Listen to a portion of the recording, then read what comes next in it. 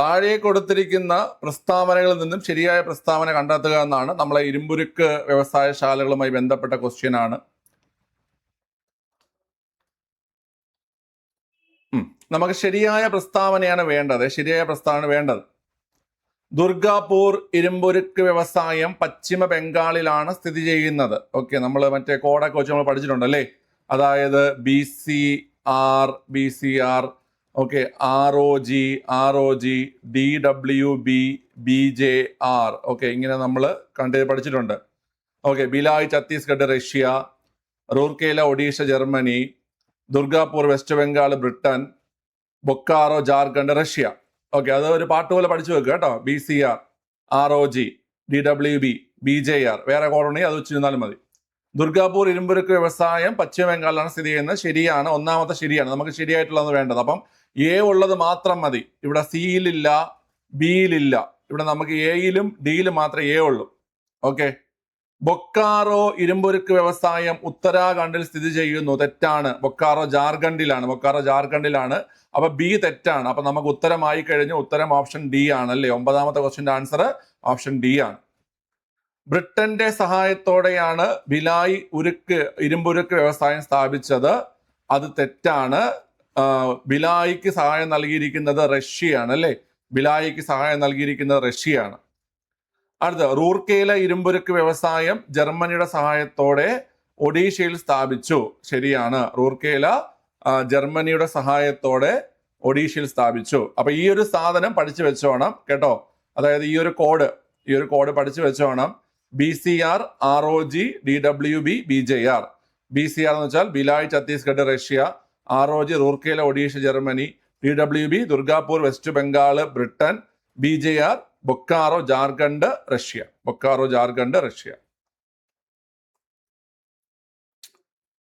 Okay, അടുത്ത question attend ചെയ്തടാ.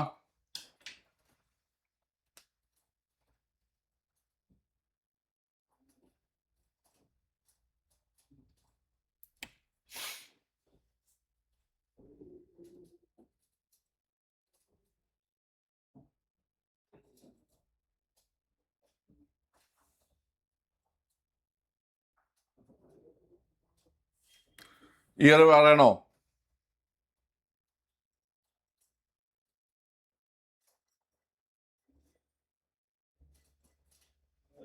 Okay, ഇയറും കൂടെ പറഞ്ഞുതരാം. ശരി. വളരെ ഭിലായ് ഏത് വർഷമാണ് സ്ഥാപിതമായത്? പറഞ്ഞേ. ഭിലായ് നമ്മളിപ്പോൾ ഛത്തീസ്ഗഡിലാണ്, റഷ്യയാണ് സഹായം നൽകിയെന്ന് പറഞ്ഞു. ഏത് വർഷമാണ് ഭിലായ് സ്ഥാപിതമായത്?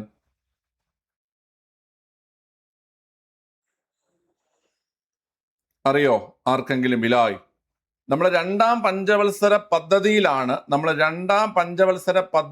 നമ്മൾ എന്ത് ചെയ്യുന്ന കുട്ടികളെ? ഈ പറയുന്ന പ്രധാനപ്പെട്ട ഇരുമ്പുരുക്ക് ശാലകൾ നമ്മൾ സ്ഥാപിക്കുന്നത്. രണ്ടാം പഞ്ചവത്സര പദ്ധതിയിലാണ് നമ്മൾ പ്രധാനപ്പെട്ട ഇരുമ്പുരുക്ക് ശാലകൾ സ്ഥാപിക്കുന്നത്. ഓക്കെ അല്ലേ? അതിൽ ഭിലായ് 1959 ഭിലായ് സ്ഥാപിക്കുന്നത്. ഓക്കെ, റൂർക്കേലയും 1959 റൂർക്കേലയും 1959 കേട്ടോ. ഭിലായ് ആയിക്കോട്ടെ റൂർക്കേല ആയിക്കോട്ടെ 1959. ദുർഗാപൂര് 1962 ബൊക്കാറോ 1964. ഓക്കെ, ഈ കോഡിന്റെ ഓർഡറിൽ തന്നെയാണ് അത് സ്ഥാപിക്കപ്പെട്ടിരിക്കുന്നത്. ഭിലായ് 59, റൂർക്കേല 59, ദുർഗാപൂര് 1962, ബൊക്കാറോ 64 കേട്ടോ. ഭിലായ് 1959, റൂർക്കേലയും 1959, ദുർഗാപൂർ 62, ബൊക്കാറോ 64. ഓക്കെ, നോട്ട് ചെയ്തല്ലോ. ഈ കോഡിന്റെ ഓർഡർ തന്നെയാണ്. BCR, ROG, DWB, BJR ആ ഒരു ഓർഡറിൽ തന്നെ പഠിച്ചു വെച്ചിരുന്നത് മതി കേട്ടോ. ഓക്കെ, ഇനി അടുത്ത് നമ്മുടെ ജൂലൈ മാസം 18 പിന്നെ ഓഗസ്റ്റ് മാസത്തിലുമായിട്ട് നടക്കുന്ന 10th പ്രിലിംസിന് വേണ്ടിയിട്ട് ഒരു ഫൈനൽ മാരത്തോൺ ബാച്ച് നമ്മുടെ ആപ്ലിക്കേഷൻ സ്റ്റാർട്ട് ചെയ്തിട്ടുണ്ട്. ആ ഒരു കോഴ്സിന്റെ ലിങ്ക് ഞാൻ ഫസ്റ്റ് കമന്റിൽ പിൻ ചെയ്തിട്ടുണ്ട്. ലൈവ് ബാച്ച് ആണ്. ടോട്ടൽ ക്ലാസ് എല്ലാം ലൈവ് ആണ് വരുന്നത്. 379 രൂപയാണ് ടോട്ടൽ ഫീസ് വരുന്നത്. ഓക്കെ, അപ്പം ഇനിയും ജോയിൻ ചെയ്യാത്തവരുണ്ടെങ്കിൽ ഉടനെ തന്നെ ജോയിൻ ചെയ്ത് പഠിച്ചു തുടങ്ങുക. ഇതുവരെ കഴിഞ്ഞ ക്ലാസ്സുകളുടെ, അതായത് ഒരാഴ്ചയായി ക്ലാസ് സ്റ്റാർട്ട് ചെയ്തിട്ട് അതിന്റെ റെക്കോർഡ് അവൈലബിൾ ആണ്. ബാക്കിയുള്ള ക്ലാസ് നിങ്ങൾക്ക് ലൈവ് അറ്റൻഡ് ചെയ്യാൻ പറ്റും. അതുപോലെ തന്നെ ഒരു 10 മോഡൽ ക്വസ്റ്റ്യൻ നിങ്ങൾക്ക് എന്ത് ചെയ്യാൻ പറ്റും, എക്സാമിന് മുമ്പേ തന്നെ അറ്റൻഡ് ചെയ്ത് പോകാൻ പറ്റും കേട്ടോ. ഓക്കെ അല്ലേ? ശരി, അപ്പൊ ജോയിൻ ചെയ്യുക പെട്ടെന്ന്. അടുത്ത ക്വസ്റ്റ്യൻ നോക്കിയേ. തന്നിരിക്കുന്നതിൽ നിന്നും തെറ്റായ പ്രസ്താവന ഏതാണ് ചോദ്യം. തെറ്റായ പ്രസ്താവന: ദേശീയ ബഹിരാകാശ ദിനം ഓഗസ്റ്റ് 20 എന്നാണ് പറഞ്ഞിരിക്കുന്നത്. പിള്ളേരെ, ഓഗസ്റ്റ് 23 നമ്മൾ കഴിഞ്ഞ ക്ലാസ്സിലും കൂടെയൊക്കെ പഠിച്ചതാണ്. ഓഗസ്റ്റ് 23 ദേശീയ ബഹിരാകാശ ദിനം. ഓഗസ്റ്റ് 23 അല്ലേ? അപ്പൊ അത് തെറ്റായിട്ടുള്ളത്. അപ്പൊ എ തെറ്റായിട്ടുള്ളത്. എല്ലാത്തിലും എ ഉണ്ടല്ലേ? ബ്ലറായോ? അതിപ്പോ തിരിച്ചു വന്നോളൂ. ഓക്കെ. അടുത്ത, ഇന്ത്യയുടെ ആദ്യ കൃത്രിമ ഉപഗ്രഹമായ ആര്യഭട്ട വിക്ഷേപിച്ചത് 1970 ഏപ്രിൽ 19 എന്ന് പറയുന്നുണ്ട്. 1970 ഏപ്രിൽ 19 വിക്ഷേപിച്ച കുട്ടികളെ? അല്ല, 1975 ഏപ്രിൽ 19. 1975 ഏപ്രിൽ 19. ഞാൻ നിങ്ങളത് പറഞ്ഞിട്ടുണ്ട്. 1975 ഏപ്രിൽ 19 1974 മെയ് 18 1998 മെയ് 11, 13 പഠിച്ചു വെച്ചോണം. ഇത് വളരെ ഇമ്പോർട്ടന്റ് ആയിട്ട് ചോദിക്കുന്ന 3 ഡേറ്റുകളാണ്. 1975 ഏപ്രിൽ 19 ആര്യഭട്ട വിക്ഷേപിക്കുന്നു. 1975 ഏപ്രിൽ 19 ആര്യഭട്ട. അങ്ങനെയാണെങ്കിൽ 1974 മെയ് 18 എന്താ പ്രത്യേകത? 1974 മെയ് 18 എന്താ പ്രത്യേകത? പറ പിള്ളരെ. 74 മെയ് 18 എന്താണ് പ്രത്യേകത? ഇന്ത്യയുടെ ആദ്യത്തെ ആണവ പരീക്ഷണമായിട്ടുള്ള ബുദ്ധൻ ചിരിക്കുന്നു, ദ സ്മൈലിംഗ് ബുദ്ധ, 1974 മെയ് 18. ഇനി 1998 മെയ് 11 മുതൽ 13 വരെ എന്താണ് പ്രത്യേകത? 1998 മെയ് 11 മുതൽ 13 വരെ എന്താണ് പ്രത്യേകത? രണ്ടാമത്തെ ആണവ പരീക്ഷണം, ഓപ്പറേഷൻ ശക്തി അല്ലെങ്കിൽ ബുദ്ധൻ വീണ്ടും ചിരിക്കുന്നു. ഓപ്പറേഷൻ ശക്തി അല്ലെങ്കിൽ ബുദ്ധൻ വീണ്ടും ചിരിക്കുന്നു. ഈ 3 ഡേറ്റുകളും ഇമ്പോർട്ടന്റ് ആണ്. നിങ്ങൾക്ക് സ്വാതന്ത്ര്യാനന്തര ഇന്ത്യയിലെ ശാസ്ത്ര സാങ്കേതിക നേട്ടങ്ങൾ എന്ന ഭാഗത്ത് ചോദിക്കും. 1975 ഏപ്രിൽ 19, 1974 മെയ് 18, 1998 മെയ് 11 to 13. അറിഞ്ഞുകൂടാത്തവരുണ്ടെങ്കിൽ നോട്ട് ചെയ്ത് വെക്കുക. വളരെ വളരെ വളരെ ഇമ്പോർട്ടന്റ് ആണ്. ഓക്കെ.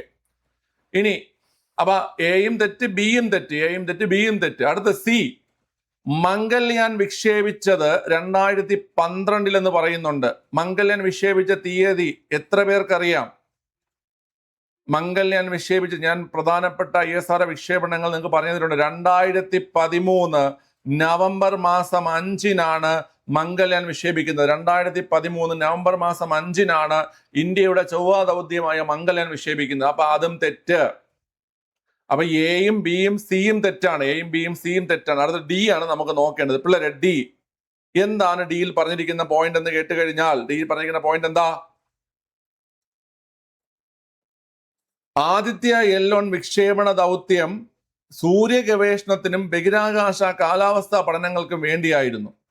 ആദിത്യ L1 ഇമ്പോർട്ടന്റ് ആണ്. ആദിത്യ L1 വിക്ഷേപണം പറഞ്ഞ കുട്ടില്ല, ശരിയാണോ? സൂര്യ ഗവേഷണത്തിന് വേണ്ടിയിട്ടാണോ ആദിത്യ L1? ആദിത്യ എന്ന പേര് കണ്ടാൽ തന്നെ നമുക്കറിയാം, ആദിത്യൻ സൂര്യനല്ലേ കുട്ടികളെ. അപ്പൊ ആദിത്യ L1 ബഹിരാകാശ വിക്ഷേപണ ദൗത്യം സൂര്യ ഗവേഷണത്തിനും ബഹിരാകാശ കാലാവസ്ഥാ പഠനത്തിനും വേണ്ടിയായിരുന്നു. ശരിയാണ്.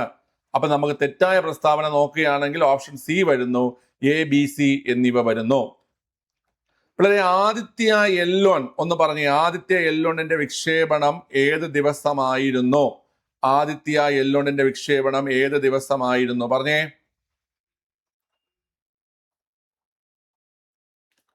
ഏത് ദിവസമായിരുന്നു? വിക്ഷേപണ വാഹനം ഏതായിരുന്നു? എങ്ങോട്ടാക്കിയാണ് വിക്ഷേപിച്ചത്? 2023 September 2. 2023 September 2. Okay. PSLV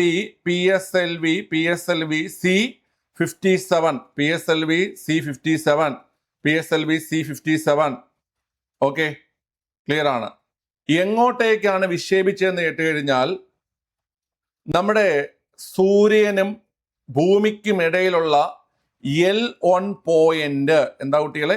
L1 point. L1 point means Lagrange point എന്ന് പറയും. സൂര്യനും ഭൂമിക്കും ഇടയിലുള്ള ലഗ്രാഞ്ച് പോയിന്റിലേക്കാണ് വിക്ഷേപിച്ചത്.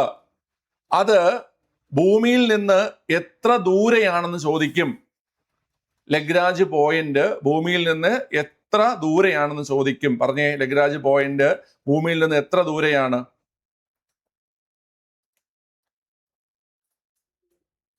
പറ പിള്ളരെ.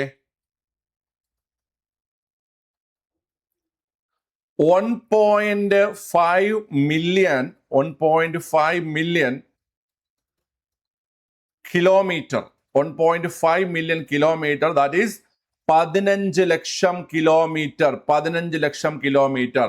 1.5 മില്യൺ കിലോമീറ്റർ. 1.5 മില്യൺ കിലോമീറ്റർ അല്ലെങ്കിൽ 15 ലക്ഷം കിലോമീറ്റർ. 15 ലക്ഷം കിലോമീറ്റർ. ഇത് സൂര്യനും ഭൂമിയും തമ്മിലുള്ള ഡിസ്റ്റൻസിന്റെ എത്ര ശതമാനമാണ് കുട്ടികളെ? സൂര്യനും ഭൂമിയും തമ്മിലുള്ള ഡിസ്റ്റൻസിന്റെ എത്ര ശതമാനമാണിത്? ആർക്ക് പറയാം?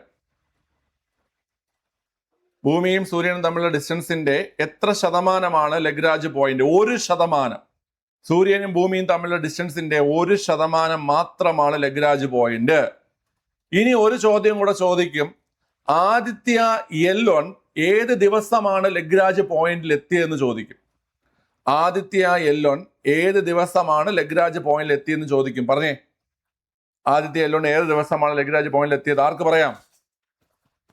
ആദിത്യ L1 ഏത് ദിവസമാണ് ലഗ്രാഞ്ച് പോയിന്റിൽ എത്തിയത്? വളരെ 2024 ജനുവരി 6-ാം തീയതി. 2024 ജനുവരി 6-ാം തീയതി ഇമ്പോർട്ടന്റ് ആണ്. ആദിത്യ L1 നിങ്ങളൊരു വെറും കറണ്ട് അഫയേഴ്സ് ആയിട്ട് 2023 കാര്യമല്ലേ എന്ന് പറഞ്ഞ് കളയരുത് കുട്ടികളെ. ISROയുടെ സുപ്രധാന നേട്ടങ്ങൾ, സ്വാതന്ത്ര്യാനന്തര ഇന്ത്യയിലെ ശാസ്ത്ര സാങ്കേതിക നേട്ടങ്ങൾ, ആ ഒരു പോയിന്റിൽ അല്ലെങ്കിൽ ആ ഒരു ഏരിയയിൽ വരുന്ന ചോദ്യമാണ് ആദിത്യ L1. അതൊരു കറണ്ട് അഫയേഴ്സ് ആയിട്ട് മാത്രം കാണരുത്. നിങ്ങൾ കോമ്പറ്റേറ്റീവ് എക്സാമിന് പഠിക്കുന്ന അത്രയും സമയം നിങ്ങൾ ആദിത്യ L1 കുറിച്ച് മനസ്സിലാക്കുക. 2013 മംഗല്യാൻ ഇപ്പോഴും ചോദിച്ചിരിക്കുന്നു. 2013 മംഗല്യാൻ ഇപ്പോഴും ചോദിച്ചിരിക്കുന്നു. കാരണം അത് സുപ്രധാന നേട്ടമാണ് ഇന്ത്യയുടെ. അതുകൊണ്ട് ആദിത്യ L1 നിങ്ങൾക്ക് കളഞ്ഞിട്ട് പോകാൻ പറ്റിയ സാധനമല്ല എന്ന് നിങ്ങൾ മനസ്സിലാക്കുക. 2023 സെപ്റ്റംബർ 2 വിക്ഷേപിക്കുന്നു. PSLV C-57 നമ്മുടെ ശ്രീഹരിക്കോട്ടയിൽ നിന്ന് തന്നെയാണ് എന്ത് ചെയ്ത കുട്ടികളെ വിക്ഷേപിച്ചത്. സതീഷ് ധവാൻ സ്പേസ് സെന്റർ ശ്രീഹരിക്കോട്ടയിൽ തന്നെയാണ് വിക്ഷേപിച്ചത്. L1 പോയിന്റിലേക്ക് അല്ലെങ്കിൽ ലഗ്രാഞ്ച് പോയിന്റിലേക്കാണ് വിക്ഷേപിക്കുന്നത്. 1.5 മില്യൺ കിലോമീറ്റർ അല്ലെങ്കിൽ 15 ലക്ഷം കിലോമീറ്റർ അകലെയാണ്. 1.5 തന്നെയാണ്, മില്യൺ തന്നെയാണ് 15 ലക്ഷം.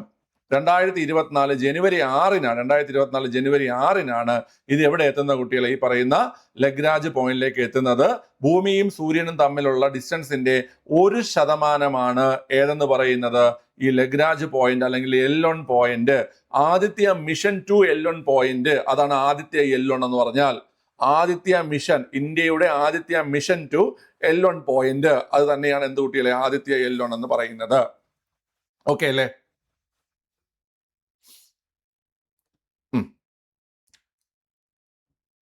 പറ പിള്ളേരെ.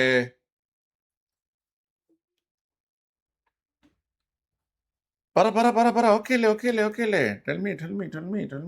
ഓക്കെ.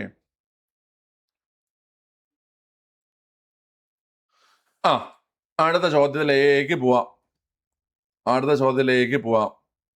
ഓക്കെ, നിങ്ങൾ ഇങ്ങനെ വേണം ഒരു ക്വസ്റ്റ്യൻ വർക്കൗട്ട് ചെയ്യേണ്ടത് കേട്ടോ. നിങ്ങൾ ഇങ്ങനെ വേണം ക്വസ്റ്റ്യൻ വർക്കൗട്ട് ചെയ്യേണ്ടത്. ഒരു പുതിയ ക്വസ്റ്റ്യനെ കിട്ടുമ്പോൾ നമുക്ക് ഇങ്ങനത്തെ പോയിന്റുകളൊക്കെ ഓർത്ത് വെച്ച് അല്ലെങ്കിൽ നോട്ട് ചെയ്ത് വെച്ച് വേണം ഓരോ ക്വസ്റ്റ്യൻ വർക്കൗട്ട് ചെയ്യേണ്ടത്. അല്ലാതെ വെറുതെ ആൻസർ മാത്രം നോക്കി പോയിട്ട് കാര്യമില്ല.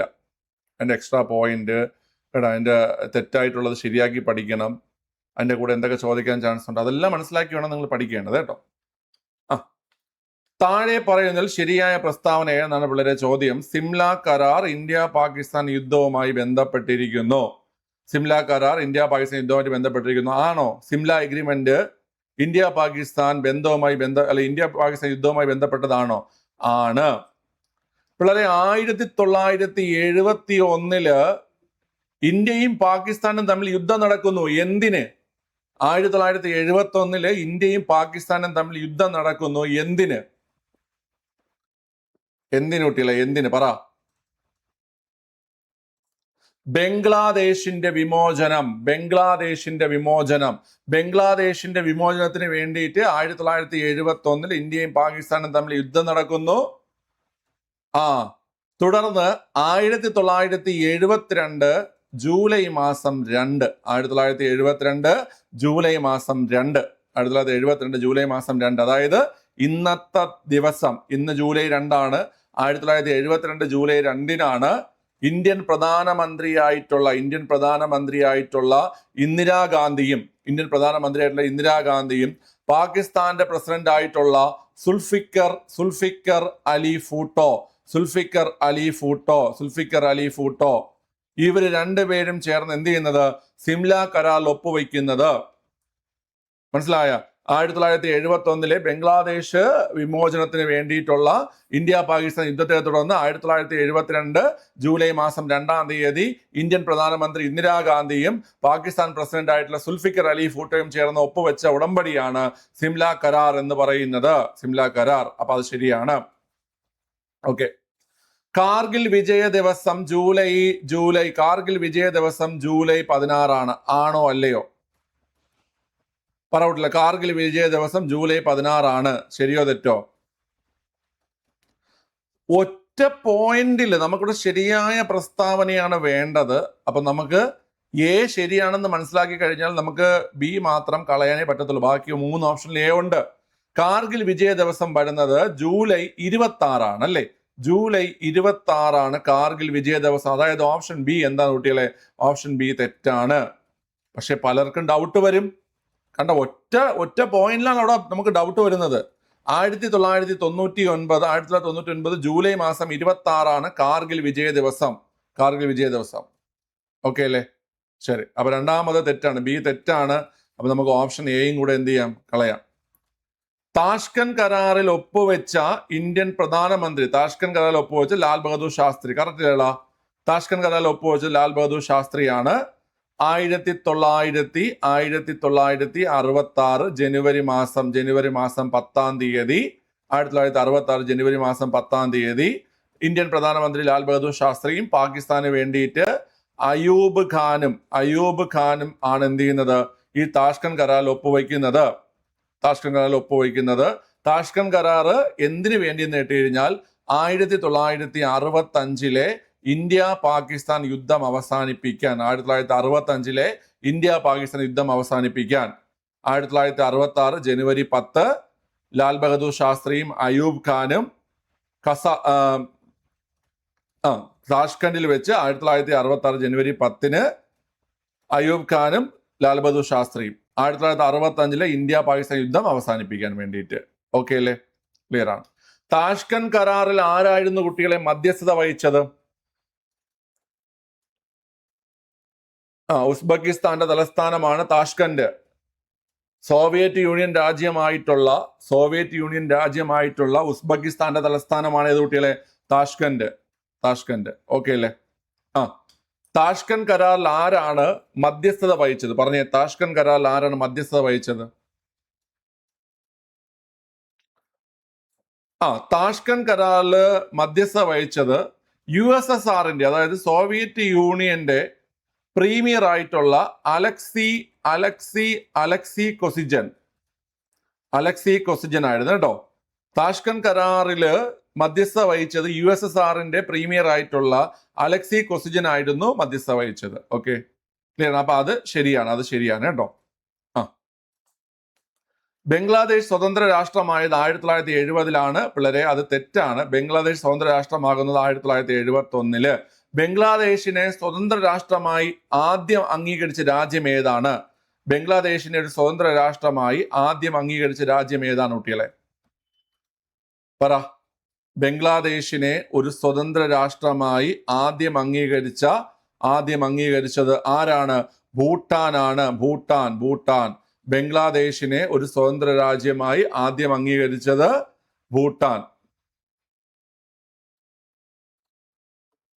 ഭൂട്ടാനാണ് അല്ലേ? ഭൂട്ടാൻ.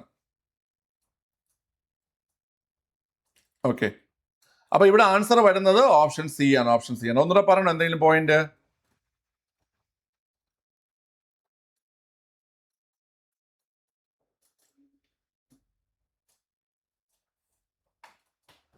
വേണ്ടല്ലോ, എല്ലാ പോയിന്റും കിട്ടിയല്ലോ കുട്ടികളെ?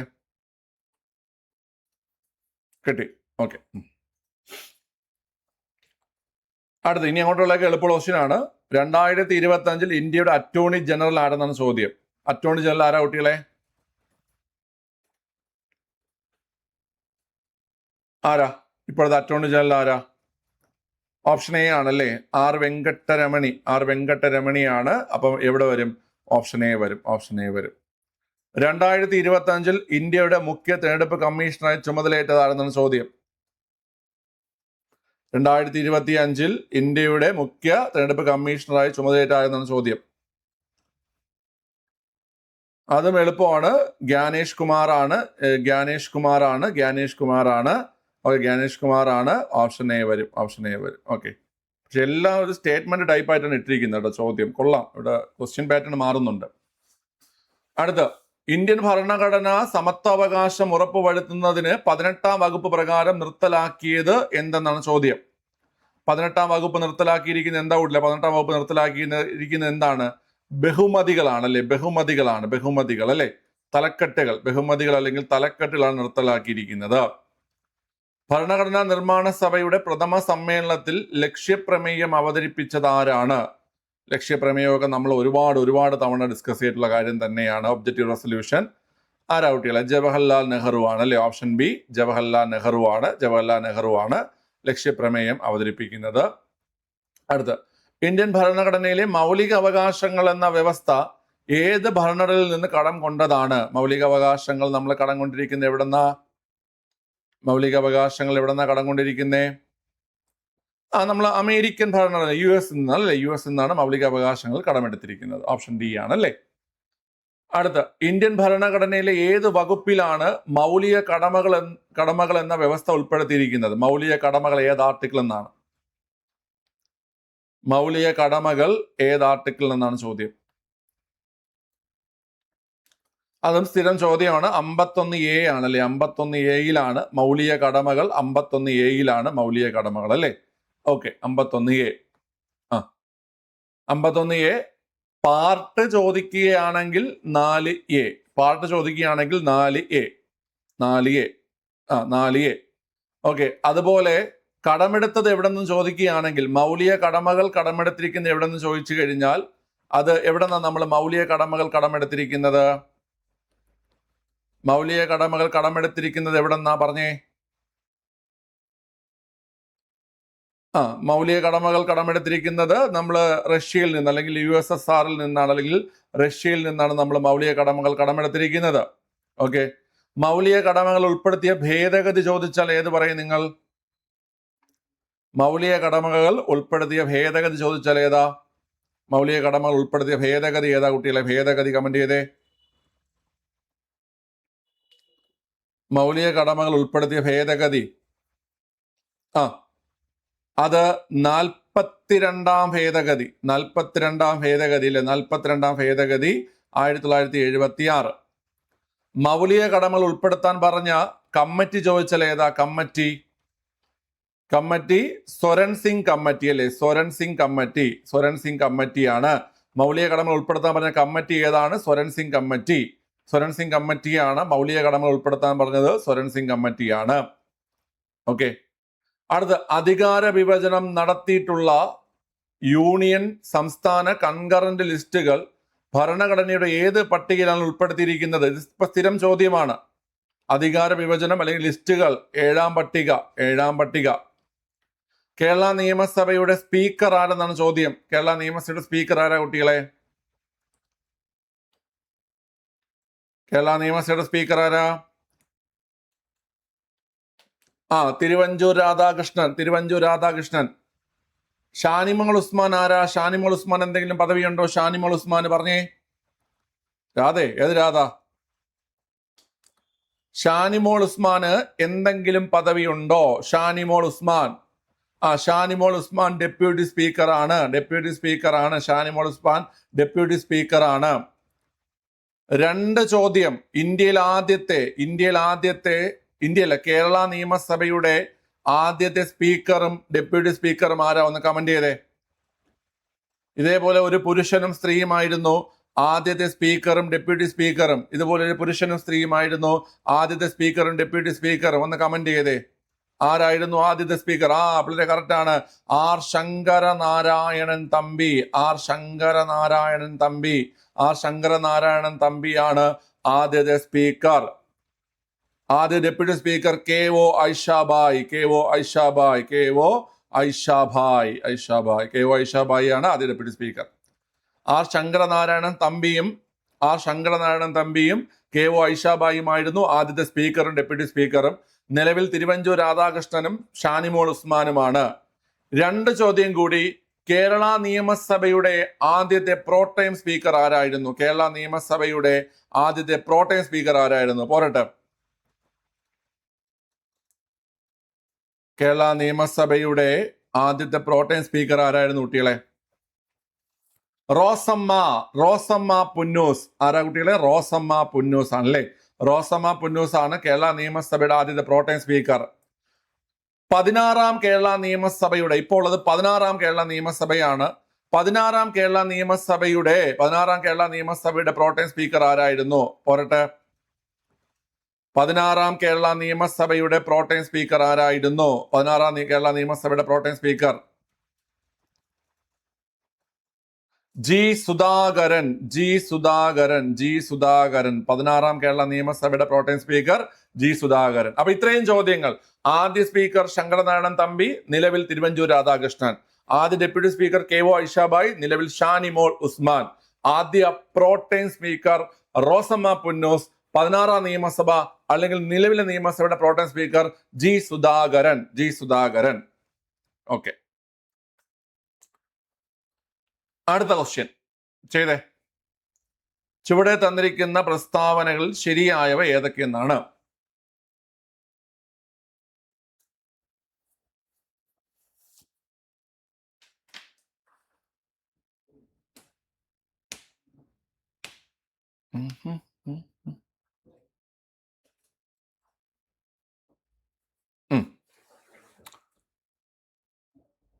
ശരിയായിട്ടുള്ള പ്രസ്താവനയാണ് നമുക്ക് വേണ്ടത് കുട്ടികളെ. ഏഷ്യ ഭൂഖണ്ഡത്തിന്റെ തെക്ക് മധ്യഭാഗത്താണ് ഇന്ത്യ സ്ഥിതി ചെയ്യുന്നത്. ഏഷ്യ ഭൂഖണ്ഡത്തിന്റെ തെക്ക് മധ്യഭാഗത്താണ് ഇന്ത്യ സ്ഥിതി ചെയ്യുന്നത് എന്നുള്ളത് ശരിയാണ്. ഒന്നാമത്തെ സ്റ്റേറ്റ്മെന്റ് എന്താണ് കുട്ടികളെ? ശരിയാണ് അല്ലെ. തെക്ക് മധ്യഭാഗത്താണ് ഇന്ത്യ സ്ഥിതി ചെയ്യുന്നത് എന്നുള്ളത് ശരിയാണ് അല്ലേ. ഓക്കെ.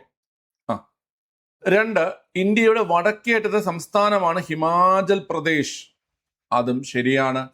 മുമ്പ് ജമ്മു കാശ്മീർ ആയിരുന്നു. ജമ്മു കാശ്മീർ പോയതിനു ശേഷം ഇപ്പൊ വടക്കേടെ സംസ്ഥാനം ഏതാ കുട്ടികളെ? ഹിമാചൽ പ്രദേശ് ആണ്.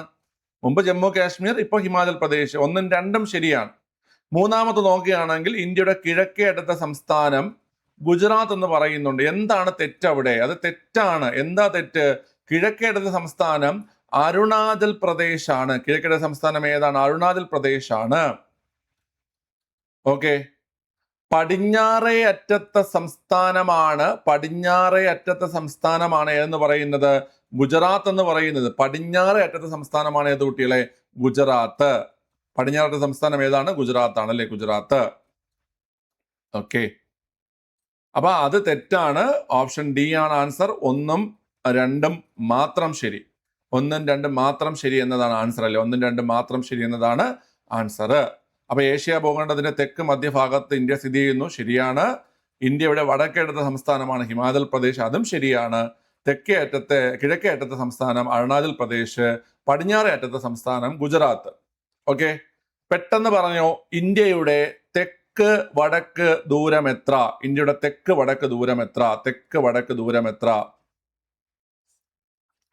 ചോദിക്കുന്ന ചോദ്യമാണ്. ഇന്ത്യയുടെ തെക്ക് വടക്ക് ദൂരം എത്ര?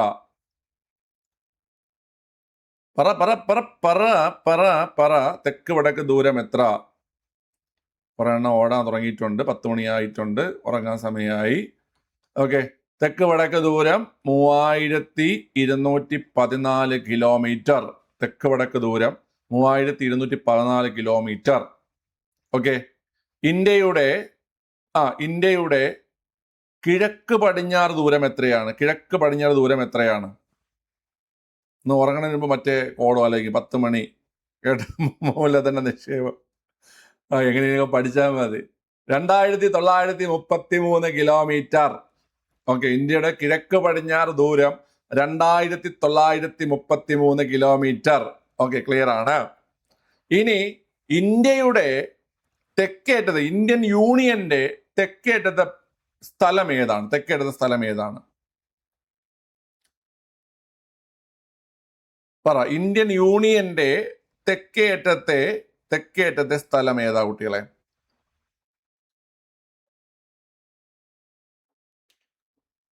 പറ കുട്ടികളെ. ഇന്ത്യൻ യൂണിയന്റെ ചോദിച്ചല്ലേ പിള്ളേരെ? ഇന്ത്യൻ യൂണിയന്റെ ആണെങ്കിൽ അത് ഗ്രേറ്റ് നിക്കോബാറിൽ സ്ഥിതി ചെയ്യുന്ന ഇന്ദിരാ പോയിന്റ് അല്ലെങ്കിൽ പിഗ്മാലിയൻ പോയിന്റ് എന്ന് പറയും. ഓക്കെ, ഇന്ദിരാ പോയിന്റ് അല്ലെങ്കിൽ പിഗ്മാലിയൻ പോയിന്റ്.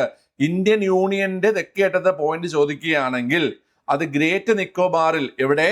ഗ്രേറ്റ് നിക്കോബാറിൽ സ്ഥിതി ചെയ്യുന്ന ഇന്ദിരാ പോയിന്റ് അല്ലെങ്കിൽ പിഗ്മാലിയൻ പോയിന്റ്. ഗ്രേറ്റ് നിക്കോബാറിൽ സ്ഥിതി ചെയ്യുന്ന ഇന്ദിരാ പോയിന്റ് അല്ലെങ്കിൽ അതിന്റെ മറ്റൊരു പേരാണ് പിഗ്മാലിയൻ പോയിന്റ്. ക്ലിയർ ആണ്.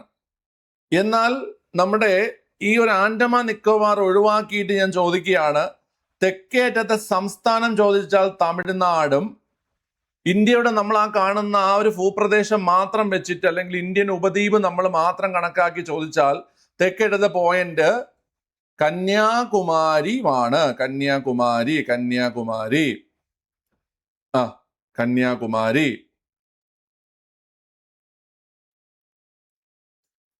ഓക്കെ, ക്ലിയർ അല്ലേ കുട്ടികളെ? ഈ കന്യാകുമാരി അല്ലാതെ നിങ്ങൾക്ക് ചോദിച്ചിട്ടുണ്ട്. കന്യാകുമാരി അല്ലാതെ നിങ്ങൾക്ക് ചോദിച്ചിട്ടുണ്ട്. എങ്ങനെ ചോദിച്ചിട്ടെന്ന് അറിയാവോ? കന്യാകുമാരിയെ നമ്മൾ വേറൊരു പേരിട്ട് വിളിക്കും. അനു പറഞ്ഞ കറക്റ്റാണ്. കേപ്പ് കോമറിൻ എന്ന് പറയും കേട്ടോ. കേപ്പ് കോമറിൻ എന്ന് പറയും കുട്ടികളെ. Cape COMORIN, Cape Comorin. Okay, Cape Comorin ആണ് കന്യാകുമാരി. അപ്പം ഇന്ത്യൻ യൂണിയൻ മൊത്തത്തിൽ നോക്കിക്കഴിഞ്ഞാൽ തെക്കേ അറ്റത്തുള്ളത് നമ്മുടെ ഗ്രേറ്റ് നിക്കോബാറിൽ സ്ഥിതി ചെയ്യുന്ന ഇന്ദിരാ പോയിന്റ് അല്ലെങ്കിൽ പിഗ്മാലിയൻ പോയിന്റ്. ക്ലിയർ ആണ്. ഇനി ഇന്ത്യയുടെ ഉപദ്വീപ് മാത്രം നമ്മൾ നോക്കുകയാണെങ്കിൽ അതിൽ ഏറ്റവും തെക്കേറ്റത്ത് വരുന്നത് കന്യാകുമാരി, തമിഴ്നാടാണ് സംസ്ഥാനം. തെക്കേറ്റ സംസ്ഥാനം തമിഴ്നാട്. അതിൽ ഏറ്റവും തെക്കേറ്റത്തെ പോയിന്റ് ചോദിക്കുകയാണെങ്കിൽ കന്യാകുമാരി അല്ലെങ്കിൽ കേപ്പ് കോമറിൻ കേട്ടോ. കേപ്പ് കോമറിൻ എന്നെവിടെയും കണ്ടു കഴിഞ്ഞാൽ അത് ഈ കന്യാകുമാരിയാണെന്ന് നിങ്ങൾ മനസ്സിലാക്കുക. ഓക്കെ, ഇനി നമ്മുടെ കിഴക്കേ അറ്റത്തെ സംസ്ഥാനം അരുണാചൽ പ്രദേശ് ആണെങ്കിൽ കിഴക്കേ അറ്റത്തെ പോയിന്റ് ഏതാ? പറ. കിഴക്കേ അറ്റത്തെ പോയിന്റ് ഏതാണ്?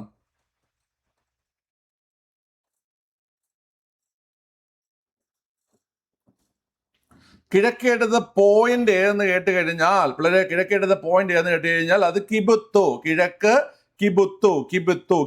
കിഴക്കിടത്തെ പോയിന്റ് ഏതാ കുട്ടികളെ? കിബുത്തു. ഏതാണ്? കിബുത്തു. പടിഞ്ഞാറ് അറ്റത്ത് ഗുജറാത്താണ് സംസ്ഥാനമെങ്കിൽ പടിഞ്ഞാറ് അറ്റത്തെ പോയിന്റ് ഏതാണ്? പറ. പടിഞ്ഞാറ് അറ്റത്തെ പോയിന്റ് നിങ്ങൾ കമന്റ് ചെയ്യ്. പടിഞ്ഞാറ് അറ്റത്തെ പോയിന്റ് ഏതാണ്? പടിഞ്ഞാറേ അറ്റത്തെ പോയിന്റ് ഗുഹാർ മോത്തി. പടിഞ്ഞാറ് അറ്റത്തെ പോയിന്റ് ഏതാ കുട്ടികളെ? ഗുഹാർ മോത്തി. ഇനി വടക്കേ അറ്റത്തെ സംസ്ഥാനം ഹിമാചൽ പ്രദേശ് ആണെങ്കിൽ വടക്കേ അറ്റത്തെ പോയിന്റ് ഏതാ? ഇന്ത്യയുടെ വടക്കേ അറ്റത്തെ പോയിന്റ് ഏതാണ്? പറ. വടക്കേ അറ്റത്തെ പോയിന്റ് ഏതാ? ഇന്ത്യയുടെ വടക്കേ അറ്റത്തെ പോയിന്റ് ലഡാക്കിൽ സ്ഥിതി ചെയ്യുന്ന ഇന്ദിരാകോളാണ്. ലഡാക്കിലെ ഇന്ദിരാകോളാണ് വടക്കേ അറ്റത്തെ പോയിന്റ്. അപ്പൊ ഏറ്റവും തെക്കേ അറ്റത്തത് ഇന്ദിരാ പോയിന്റും വടക്കേ അറ്റത്ത് ഇന്ദിരാകോളുമാണ്. അപ്പൊ മുകളിൽ നിന്നാണ് കോള് വരുന്നത് നടത്താൻ മതി. മുകളിൽ നിന്ന് കോള് വന്നു, അല്ലെങ്കിൽ മഴക്കോള് മുകളിലാണ്. അപ്പൊ ഇന്ദിരാകോള് എവിടെ കുട്ടികളെ? മുകളിൽ വടക്കേറ്റത്ത് Indira col Ladakh. Okay, Indira point താഴെ. സെറ്റ് അല്ലേ? ഈ പറഞ്ഞ ഇത്രയും സെറ്റ് അല്ലേ നിങ്ങൾക്ക്? തെക്ക് വടക്ക് ദൂരം 3214 കിലോമീറ്റർ, കിഴക്ക് പടിഞ്ഞാറ് ദൂരം 2933 കിലോമീറ്റർ. ഏറ്റവും തെക്കേ അറ്റത്ത് ചോദിച്ചാൽ ഇന്ത്യൻ യൂണിയന്റെ ചോദിച്ചു കഴിഞ്ഞാൽ അത് ഗ്രേറ്റ് നിക്കോബാറിലെ ഇന്ദിരാ പോയിന്റ് അല്ലെങ്കിൽ പിഗ്മാലിയൻ പോയിന്റ്. തെക്കേറ്റത്തെ സംസ്ഥാനം തമിഴ്നാട്. ഇന്ത്യൻ ഉപദ്വീപിന്റെ തെക്കേറ്റം ചോദിക്കുകയാണെങ്കിൽ കന്യാകുമാരി അല്ലെങ്കിൽ കേപ്പ് കോമറിൻ. അടുത്ത് കിഴക്കേ അറ്റം ആവുമ്പോൾ അരുണാചൽ പ്രദേശ് കിബുത്തോ, പടിഞ്ഞാറ് അറ്റം ആവുമ്പോൾ ഗുഹാർ മോത്തി ഗുജറാത്ത്, വടക്കേറ്റത്തെ സംസ്ഥാനം ഹിമാചൽ പ്രദേശും, അതുപോലെ വടക്കേറ്റത്തെ പോയിന്റ് ഇന്ദിരാ കോള് ലഡാക്കിലെ ഇന്ദിരാ കോള്. സെറ്റ് അല്ലേ? സെറ്റ്. ഓക്കെ, നമുക്ക് 25 എത്തിക്കാൻ പറ്റുമെന്ന് നോക്കാം. ചുവടെ തന്നിരിക്കുന്ന നദികളിൽ അറബിക്കടലിൽ പതിക്കുന്നവ ഏതെന്നാണ് ചോദ്യം. അറബിക്കടൽ, ടെൽമി. അറബിക്കടലിൽ പതിക്കുന്നത് സിന്ധു മാത്രമാണ്. Brahmaputra, bay of Bengal, Ganga, bay of Bengal, Mahanadi, bay of Bengal. Okay അല്ലേ? സിന്ധു മാത്രമാണ് അറബിക്കടലിൽ പതിക്കുന്നത്. Easy question. ഇന്ത്യയുടെ മാനക രേഖാംശം അല്ലെങ്കിൽ ഇന്ത്യയുടെ നമ്മുടെ സമയം രേഖപ്പെടുത്തുന്ന ഇന്ത്യയുടെ മാനക രേഖാംശം അല്ലെങ്കിൽ ഇന്ത്യയുടെ പ്രൈം മെറിഡിയൻ ഏതാ? ഇന്ത്യയുടെ മാനക രേഖാംശം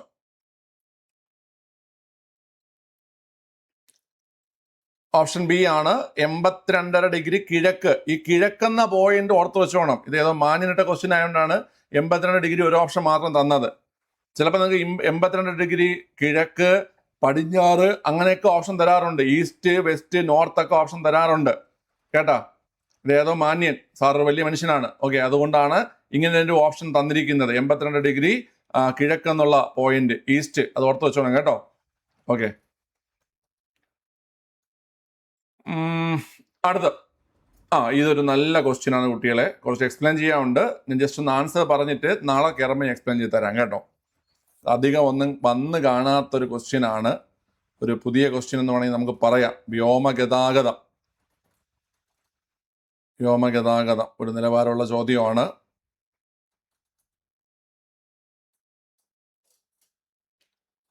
ആയിരത്തി 1911 ഇന്ത്യയുടെ വ്യോമഗതാഗതം ആരംഭിച്ചത് എവിടെയായിരുന്നു എന്നാണ് ചോദ്യം. 1911 ഇന്ത്യയിൽ വ്യോമഗതാഗതം ആരംഭിക്കുന്നത്. പിള്ളേരെ, അലഹബാദ് മുതൽ നൈനി വരെയാണ്. കുറച്ച് എക്സ്പ്ലെയിൻ ചെയ്യാൻ വേണ്ടി നാളെ പറഞ്ഞുതരാം കേട്ടോ. 25 പറഞ്ഞിട്ട് ഈ ഒരു പേരും കൂടെ പറഞ്ഞിട്ട് നമുക്ക് എന്ത് ചെയ്യാം കുട്ടികളെ, വൈൻഡ് അപ്പ് ചെയ്യാം. ഇന്ത്യയിൽ ഏറ്റവും കൂടുതൽ വ്യാപിച്ച് കിടക്കുന്ന മണ്ണിനം ഏതെന്നാണ് ചോദ്യം. പറഞ്ഞ കുട്ടികളെ, ഇന്ത്യയിൽ ഏറ്റവും കൂടുതൽ ഇന്ത്യയിൽ 40% മണ്ണിനം, 40% വരുന്ന മണ്ണിനം എക്കൽ മണ്ണാണ്. 40% വരുന്ന മണ്ണിനം എക്കൽ മണ്ണാണ് അല്ലേ? എക്കൽ മണ്ണാണ് 40%. ഓക്കെ, കേരളത്തിലാണെങ്കിൽ ഏറ്റവും കൂടുതലുള്ള മണ്ണിനം ലാറ്ററൈറ്റ്. കേരളത്തിലെ മണ്ണിനമാണ് ചോദിക്കുന്നതെങ്കിൽ ഏറ്റവും കൂടുതലുള്ളത് ലാറ്ററൈറ്റ്. അടുത്ത്, ഇപ്പോഴത്തെ കേരള മുഖ്യമന്ത്രി ശ്രീ വി ഡി സതീശൻ മത്സരിച്ച നിയമസഭാ മണ്ഡലം ഏതെന്നാണ് ചോദ്യം. ഇപ്പോഴത്തെ കേരള മുഖ്യമന്ത്രി ശ്രീ വി ഡി സതീശൻ മത്സരിച്ച നിയമസഭാ മണ്ഡലം ഏതെന്നാണ് ചോദ്യം. പിള്ളേർ ഏതാണ്? ഓപ്ഷൻ ബി പറവൂരാണല്ലേ. പറവൂരാണല്ലേ. ഓക്കെ, കേരളത്തിലെ ഇപ്പോഴത്തെ ആരോഗ്യ കുടുംബക്ഷേമ വകുപ്പ് മന്ത്രി ആരെന്നാണ്. മന്ത്രിമാരെയൊക്കെ സെറ്റാക്കി വെച്ചോ. കാരണം ഞാൻ എക്സാമിന് മുമ്പ് ഒന്ന് കോഡ് വെച്ച് മന്ത്രിമാരും അതുപോലെ തന്നെ അവരുടെ മണ്ഡലം എല്ലാം കോഡ് വെച്ച് ഞാൻ പറഞ്ഞുതരും കേട്ടോ. ഒന്ന് കണ്ടാതെ. ഓക്കെ, ആരാ പിള്ളേരെ? ആരോഗ്യ കുടുംബക്ഷേമ വകുപ്പ് മന്ത്രി ശ്രീ കെ മുരളീധരൻ ആണല്ലേ. മുരളീധരനാണ്. ഓക്കെ, ആരോഗ്യ കുടുംബക്ഷേമ വകുപ്പ് മന്ത്രി. കണ്ട, ഇത്രയും നേരം മാന്യനായിട്ട് നിന്ന ആള് ഇവിടെ കുഴപ്പം കാണിച്ചു.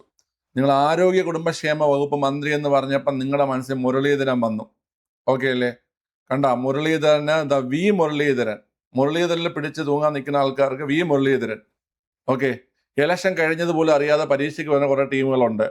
അവർക്ക് വേണ്ടി വീണ ജോർജ് കേട്ടാ. 2019 കിടക്കുന്ന കുറച്ച് ആൾക്കാരുണ്ട് ഇപ്പോഴും. അവർക്ക് വേണ്ടി ശൈലജ ടീച്ചർ. അങ്ങനെ ഈ ഒരു കുരുട്ട് ക്വസ്റ്റ്യൻ അദ്ദേഹം എന്ത് ചെയ്തിട്ടുണ്ട്? അദ്ദേഹത്തിന്റെ ക്യാരക്ടർ വിട്ട് അദ്ദേഹം ഇട്ടിട്ടുണ്ട്. മനസ്സിലായില്ലേ? ഓക്കെ, ശരി. സോ നമുക്ക് ഇന്ന് വൈൻഡപ്പ് ചെയ്യാം. നാളെയൊക്കെ നമുക്ക് എക്സ്പ്ലെയിൻ ചെയ്യാൻ പറ്റിയ ഒരുപാട് ക്വസ്റ്റ്യൻസ് ഉണ്ട്.